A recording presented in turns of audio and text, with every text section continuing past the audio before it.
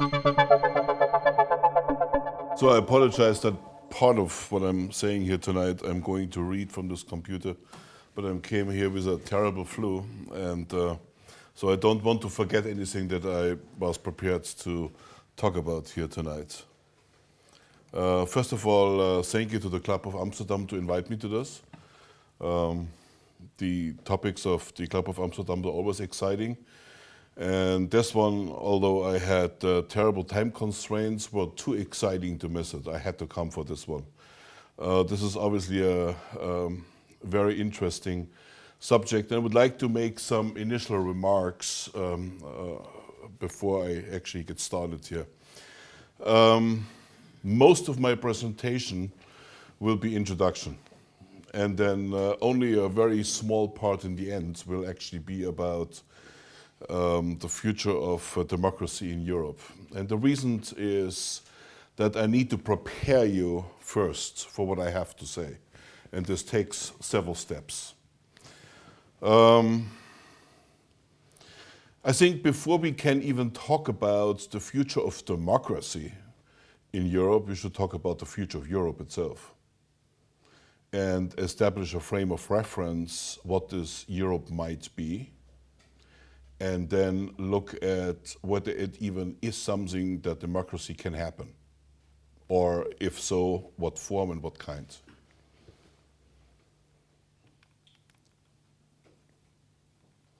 The frame of reference we're going to establish, we will do this in two different ways.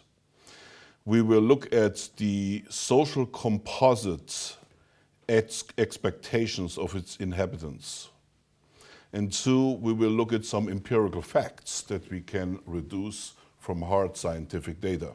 Then we put the two together. We need to establish how we analyze information. So when we make predictions or when we talk about what the future will be like, I think the recipient of our predictions needs to know how do we build these ideas, how do we come and arrive at these conclusions. This is very important, and this will be part of my introduction. Predicting, or better said, projecting the future is sort of a lead service that I provide to my clients. And so it's actually quite interesting for me to tell you this, how we do this kind of work. Some examples of these predictions are economic behavior, geopolitical developments, technical trends, these kind of things. I claim always that projecting the future is best done with scientific methods, not with guessing, not with opinions. Most of the so-called analysts, the people that predict our futures, are business school graduates. They are still feeding off a 19th century opinion system. They're still feeding off how did we think about this problem in the past, and how do we obviously going to analyze that forward. So let's talk first about why opinions, especially those of individual humans, are actually useless most of the time, especially when taken verbatim or used isolated and unfiltered. The problem starts with the human brain, and what I like to explain to you now is something that we have analyzed and looked at for the last 20 or 30 years. In fact, I'm writing a book about that right now, The 7 Deadly Sins of the Human Brain. I hope you will be interested to read it. And I want to demonstrate to you here in this talk now why it is utterly nonsense that anyone, based on a single human's perspective of the world, makes a decision over other humans. The first cardinal problem that we have is that we have a, how should I put it, a learn, lag, and memory decay axis. What do I mean with that?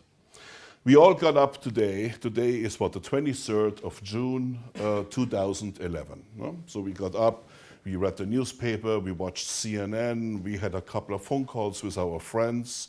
We are active in life. We are doing our jobs. We are with both feet on the ground. We know today is the 23rd of June 2011, and we know the world as it is. We have listened to all the late breaking news. We have, as I do, for example, on my iPhone, I receive all the time the breaking news updates from everywhere, so I really know what's going on, don't I? Well, I know nothing about the 23rd of June 2011, maybe not until about 10, 15 years from now. Because it takes us about 10 to 15 years of time lag to actually understand all the changes that took place, all the implications that life has on us, all the events that took place today that affect us and have an effect on the future forward. There may be something right now happening in Cape Town, South Africa, that is very important to us. We don't know about it, maybe not until 10 years from now, when someone analyzes that, oh, you know what, that thing back there was really important. To make things worse, we have an exponential memory decay. So not only that stuff we learned in the last 10, 15 years, which gives us an old picture of the world, it's not even retained, because very exponentially we forget. And to make things even worse than that, we filter what we forget based on our own experiences, our own subjectivity, and so on. So the result is that we have, as humans, a completely unrealistic view of today, of now, of the consequences our decisions have, because we are still operating on what was true maybe 1995, 1996, 1998, but not what is true today in 2011.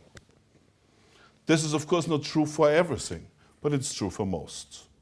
And so we need to begin to be much more humble about what humans can know, what is knowable. The famous physicist and philosopher David Bohm said once, and he was an absolutely brilliant mathematician, brilliant physicist, brilliant philosopher. He said, all we know about the universe is one or two things, and we're not really sure about them.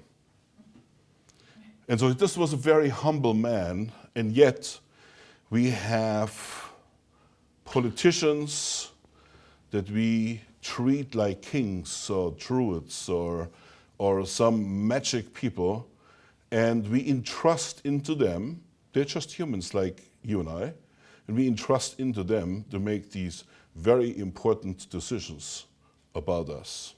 More about that later. Let's go back to how do we actually produce information more scientifically. So to get a better grip on reality, we use a very broad scientific data mining and analysis, and we do this in various forms. We can do that, in very simple forms. We can do it more complex. A good example for a simple method is to track and understand people's expectations. Why is this important? Well, if clouds form on the sky, I expect rain. So therefore I prepare by dressing accordingly. I take an umbrella with me. This would be typically called behavior. So expectation forms behavior. Therefore, if we know that people expect, then we also know how they will behave at some point later to prepare for these expectations. This is human, this is very normal. We can also reverse the equation. If we track the behavior of people, then we can also begin to understand what they expect. This is a bidirectional analysis that works surprisingly well. If I see you with an umbrella in your hand, I know you expect rain. So let's look for these signs in behavior expectation relationships to get a better insight on this topic here tonight. The best observational source of human behavior is language extracted from the unfiltered sewage of the internet. It's a wonderful place to find it. So what we have done in order to present you tonight some of the expectations that we have about Europe, we have looked at the period of about the last 3 years of about over 100 newspaper commentators. We read about over 2,000 blogs on European political and economical matters. We analyzed over 7,000 Twitter entries. We read about 2 million comments on new European-related news stories all over the last 3 years. Many hundred internet sites and publications that focus on political issues on Europe. In addition, we looked at most global economic and geopolitical commentators and other sources that had opinions, expectations of Europe in some way. So in other words, you're talking here millions of pages of content which we read with computers and which we then analyze, and we build filters and we start filtering out pieces of language that lead us to what people expect. Remember, expectations leads to behavior. So whether your expectation is right or wrong doesn't matter, because if you expect something, then you will do it. So even so, you see rain clouds going by, and meteorologists could tell you that this rain cloud will never result into rain. If you expect the rain, you will take an umbrella, and therefore your behavior is shaped on what you think and not what the reality is. This is very important. We need to understand that what we do is not ever related to reality. It is only related to what we individually and collectively expect. So, I will save you all the boring details in how we analyze all of this, but generally spoken, we normalize the native language tilt from negative to more neutral, as commentators and bloggers have the tendency to use overly negative language in general. When the composite concepts and ideas have become filtered and weighted, depending on a source of data, then we log them. For example, more influential and widely read sources become higher scored and become a higher score weight. And those that are more incidental and less observant to the compute a more realistic probability and have lower feedback loop, such as languages and concepts of, let's say, people that very occasionally write a news story comments. We then add to that hard facts of economic and geopolitical constraints. And we end up with an interesting dynamic composite view of Europe that it may be in months, in years, in decades to come. When I talk about facts, then we mean facts, for example, how much in euros does the German treasury owe? How much interest does Holland has to pay every year on national debt? These kind of things. They are not matters of opinion. They are pretty hard and clear things that we know and we can all bring into this picture. So let me go to the results, and here again, I just want to give you some highlights. And if you think that these results are controversial, please think so. I think anything that emerges of tomorrow sounds first controversial. As a technologist once told me, when I told him this sounds utopia, he said, well, anything that is not yet invented is utopia until it is. So this is what Europeans and the world expects Europe to become. This is also what hard economic and geopolitical data supports. And I'm using here only a few highlights now. One, Europe is becoming segregated again. Many would like to see the passport controls reinstated. Just for example, Denmark has re-implemented border controls again, claiming to control crime. This country was once a model of democracy, tolerance and social justice, pioneers now a Europe that is loaded with fears and xenophobia. If you look at the language of the last 15 years applied in Europe, xenophobia rises almost like before the Third Reich. It's very, very scary. Two, Europe is so severely plagued by debt and fiscal irresponsibility that there's not much hope for it to continue in its present lavish spending habits. As the first state bankruptcies such as Greece, Portugal, Spain, and several others begin to emerge, everyone is busy to reject the bill that must be paid to manage it, except those that have the most to lose and push for all to chip in. Additionally, 50 years of living well beyond the means and living to a large degree of the proceeds of cheap Asian labor is coming to an end in this decade.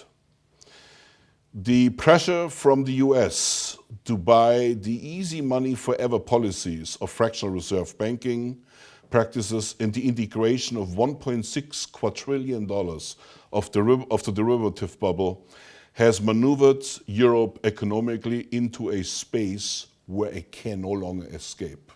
The European bankruptcy is a fact. It cannot be avoided.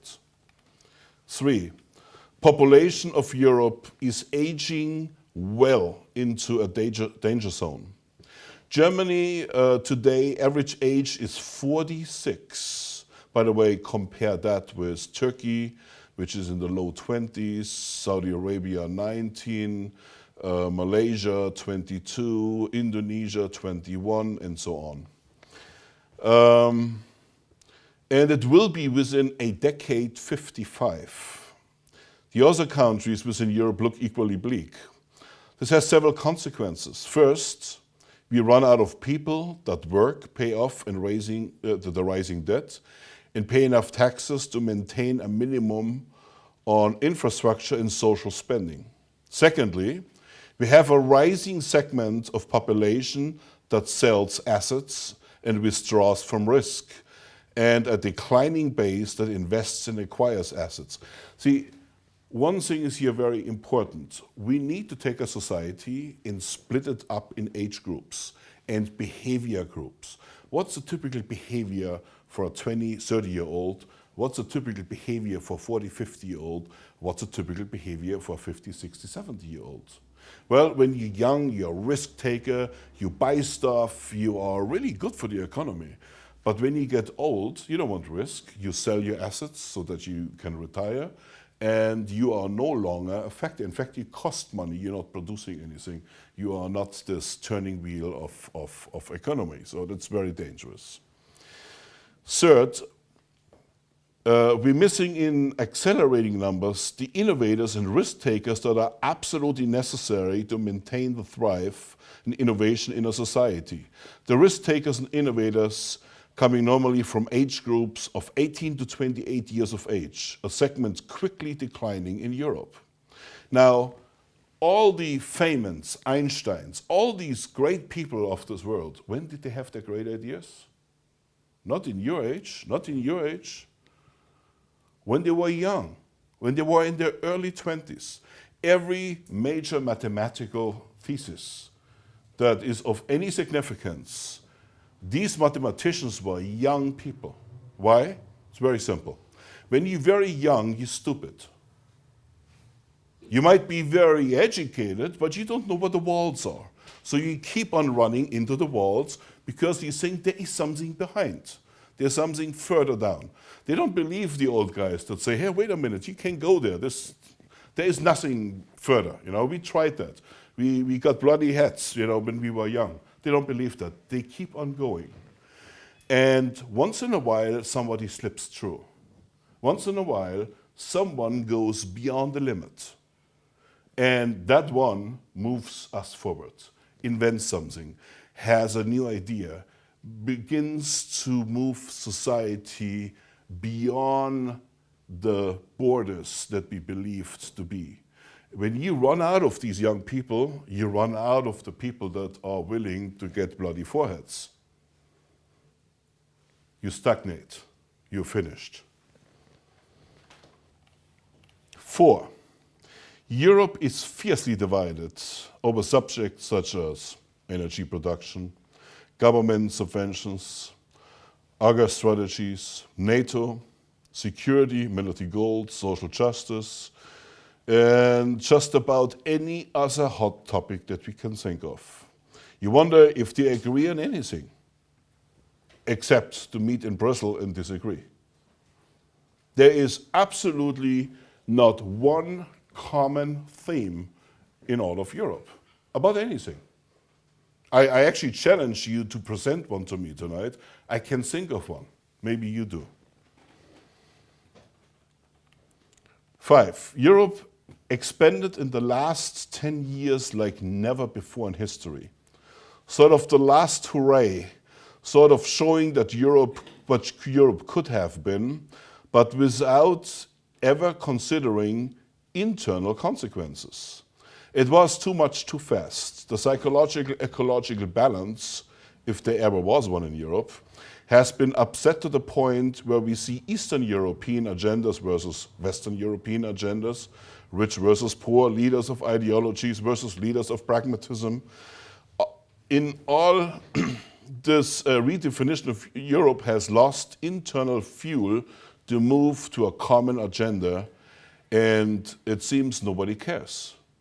We are only proud of that we are now 27 countries, I believe you are, no? So that's the most important thing. How we get there and how we're going to maintain that, I don't think anyone has a clue. 6, most unhealthy debates are erupting over issues such as gypsies, Muslims, the fear of African immigration, Asian investment money, or any other fear-mongering issue. All of these with still Europe rejecting a common language, a common culture, and the recognition that there is only one common people on this planet in an increasingly globalized world. I mean, if you look at how militantly France defends French language, it's very scary. Now, how can Europe become one if you don't even speak the same language? Yes, we're all educated in English. Well, tell that to Frenchman. He is not happy about that. You know? Here in Holland, actually, people are adapting to other languages very easily. So the knowledge of English is quite good in Holland. But go to some other countries, you know. Eastern Europe is not too bad either. But in Italy, for example, to find the person that speaks English, or in France to find a person that speaks English, is very, very difficult. But if you don't even speak the same language, and remember, language is an important human behavior, then how can we ever mesh and melt and merge together? This should be one of the most important agendas, that if we define ourselves as a Europe, that we have a common way to speak to each other. Well, we don't have that. So let me move on to the last point here. Most damning of all flaws, however, is that the fact that Europe has never developed to speak to China or to the US or other bloc outside of Europe with a common European voice. In fact, Americans laughing about this for a long time because each nation within Europe goes to the US to make their own deals, trying to outscore the deal of the other, leaving the Americans wonder just how these Europeans ever will get together and speak with one voice or one interest or one people. Just imagine after President Obama comes to France to negotiate an economic deal and sign it, the governor of California would come and try to make a different deal that benefits California but leaves the other states in the US in the dust. Well, it's exactly the same thing. But this is what Europe does. Europe, every country represents himself, not ever Europe, outside of Europe.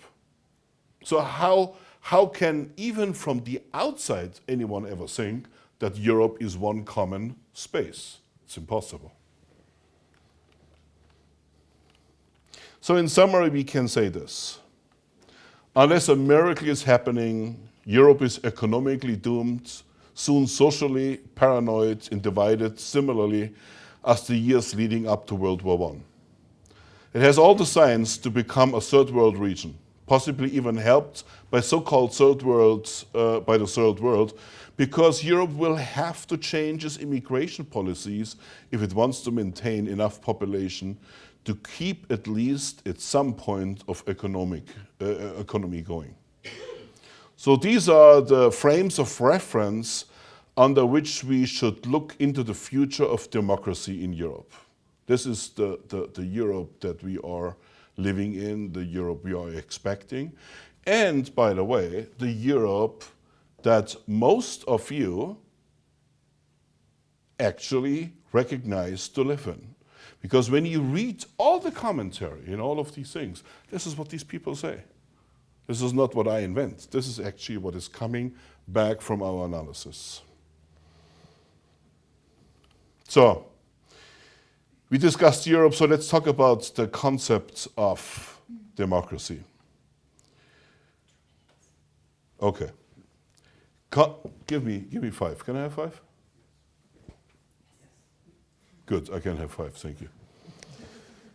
So what I said in my little announcement on this talk tonight, democracy served only as an evolutionary transition between the old systems of healers, druids, kings, and emperors that ruled by charisma and a single voice to become a temporary solution whereby a slim majority of uninformed people imposed a subjective rule of dogma to a mostly unsafe preference onto a large minority, equally subjective in their judgment. Maybe now you understand the sentence, the way I meant it, having said all these other things.